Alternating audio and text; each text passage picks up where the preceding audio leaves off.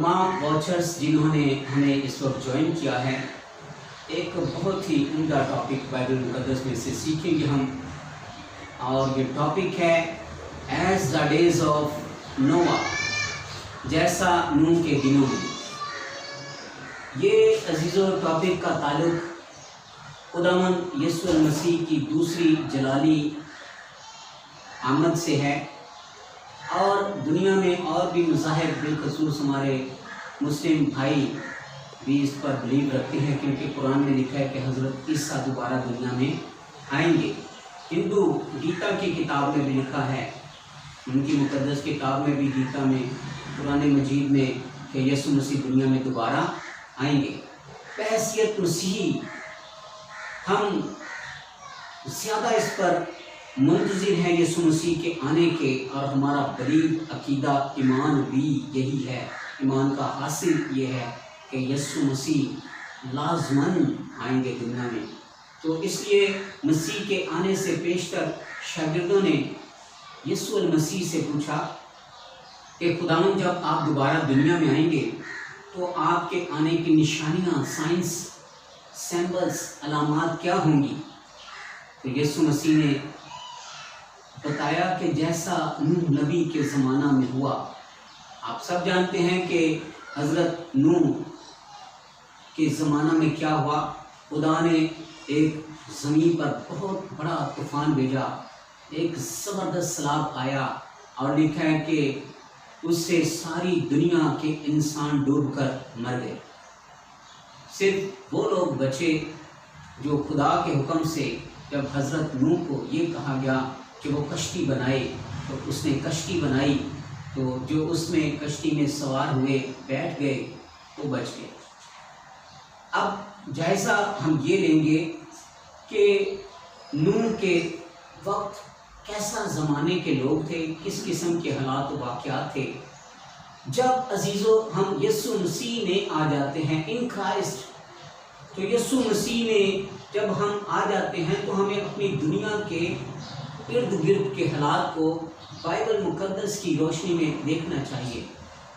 John Calvin Bible मुक़द्दस के अजीम मुफस्सर और एक स्कॉलर हुए हैं।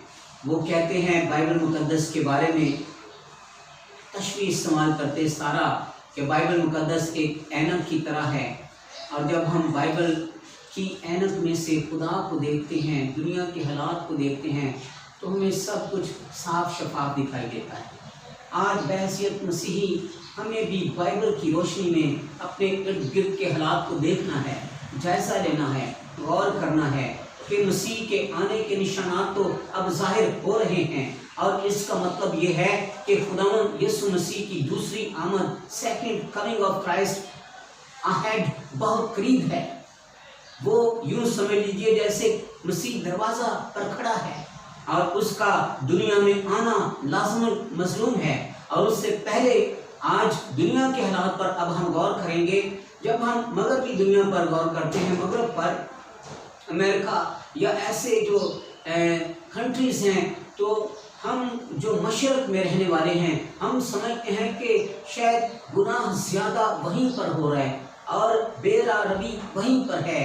और मगरब में लोग कहते हैं कि ख़ानदानों में अक्सर टूट होती है, तलाक़ें होती हैं, सरेआम अरियानी और बेहयाई वाले लिबास पहने जाते हैं, जिनसी आज़ादी है वहाँ पर, और मुक़द्दस चीज़ों से लोगों की लाताल्लुकी है, खुदा से लोग लाताल्लुक हैं, और उनके बारे में, उनको देखकर दिलों में हमारे गुस्सा और गम आता है।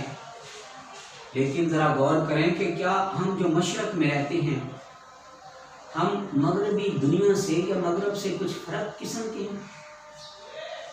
तो जवाब है जी नहीं। अगर मगरब में सब कुछ सरेआम हो रहा है, आम है, तो यहाँ हम देखते हैं कि महज ज़ाहिर फ़र्क पर्दा रह गया है। और जो काम मगरब में सरेआम होते हैं, यहाँ चोरी छिपे हो जाते हैं, यहाँ हमारे यहाँ दर पर्दा हो जाते हैं, और लोग तो एक जैसे ही हैं मगरब और मशरक़ में, और उनकी आदत आज हमारी यूथ जो है جیسے وہ وہاں کی یوتھ ان کے کلچر کو ہمارے مشرق کے لوگ نوجوان اڈاپٹ کرتے ہیں. فرض کریں جیسے وہاں پر ہاٹ ڈاگ وہ کھانا پسند کرتے ہیں, کھانے پینے کو دیکھ لیں تو یہاں پر بھی لوگ کھا رہے ہیں. پیزا, برگر, جنک فوڈس اگر وہ یوز کرتے ہیں, ہم بھی کر رہے ہیں. تو حالات ہر جگہ پر, عادات, ذائقہ ہر جگہ ایک جیسا ہے. ہم یہ نہیں کہہ سکتے کہ ہم مغرب کی دنیا سے ذرا زیادہ منفرد, یونیک یا بہتر ہیں. نو. اب ہم سیکھیں گے مسیح کی آمد کے بارے میں. بائبل مقدس میں لکھا ہے کہ یسوع مسیح نے فرمایا کہ ان کی آمد کیسی ہوگی. جیسس کرائسٹ نے فرمایا کہ یسوع مسیح کی آمد اچانک ہوگی, سڈنلی ہوگی.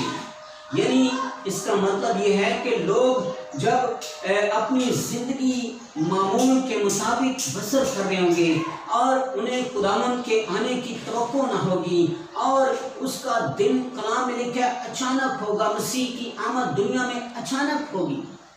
تو عزیزو, اسی طرح بائبل مقدس کی روشنی میں آج جب ہم غور کر رہے ہیں کلام خدا میں سے, اب جیسا کہ کلام میں سے ہم نے یہ ریفرنس بھی پڑھا, سیکھیں گے کہ جیسا نوح کے دنوں میں ہوا.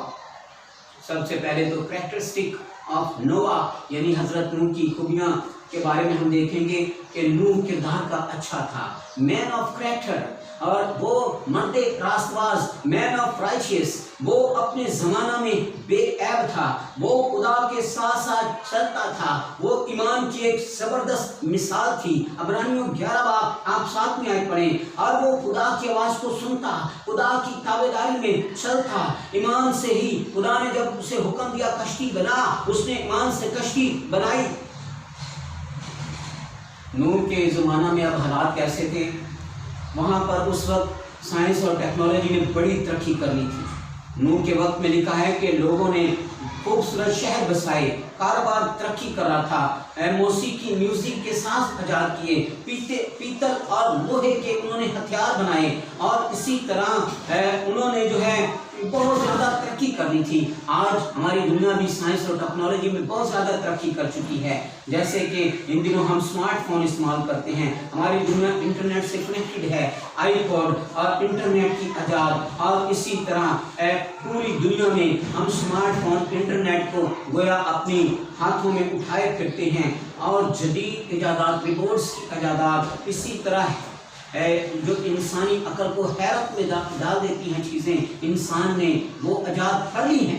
آج بھی ترقی ہو رہی ہے جیسا نوح کے دنوں میں, بلکہ اس سے کہیں زیادہ. اسی طرح نوح کے زمانہ میں لوگوں کے حالات کیسے تھے کہ اس وقت لوگوں نے اپنا طریقہ کار بگاڑ دیا تھا. جنسی آزادی اور بے روی عام تھی, لوگ فخر کرتے, شیخی مارتے, گھمنڈی تھے, طلاقیں عام ہوتی, لوگوں میں بے وفائی تھی. اور آج بھی دنیا کے حالات دیکھ لیں کہ آج بھی دنیا میں تیزی سے اضافہ ہو رہا ہے. آج بھی غیر شادی شدہ ماؤں کی تعداد میں اضافہ ہو رہا ہے.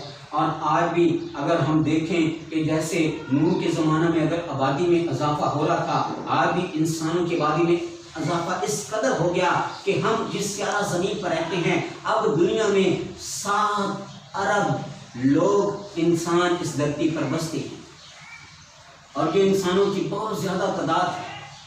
عزیزو, اسی طرح نوح کے زمانہ میں کرپشن اور تشدد, وائلنس بہت زیادہ تھا.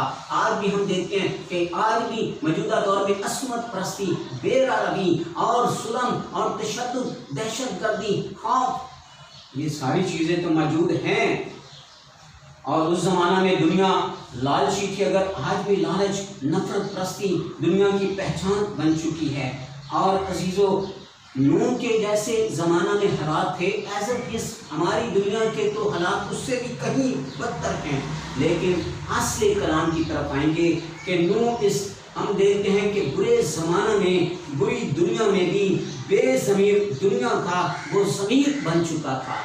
آج میرے اور آپ کے لیے بھی چیلنج ہے کہ حضرت نوح کی طرح ہم بھی خدا کے ساتھ چلیں, ہم بھی خدا کے خوف میں زندگی گزاریں, خدا کی تابعداری کریں. ایمان سے اس نے کشتی بنائی, ہم بھی ایمان سے مسیح میں آ جائیں, مسیح کے پیچھے چلیں. نوح کردار کا اچھا تھا, ہمیں بھی اپنے کردار کو بنانا سنوارنا ہے اور ایمان کی دوسروں کے لیے مثال بننی ہے. اس سے پیشتر مسیح آئے, ہمیں مسیح کے لیے خود کو پریپیئر کرنا ہے, تیار کرنا ہے. خدا اس کام کے وسیلے ہم سب کو برکت دے۔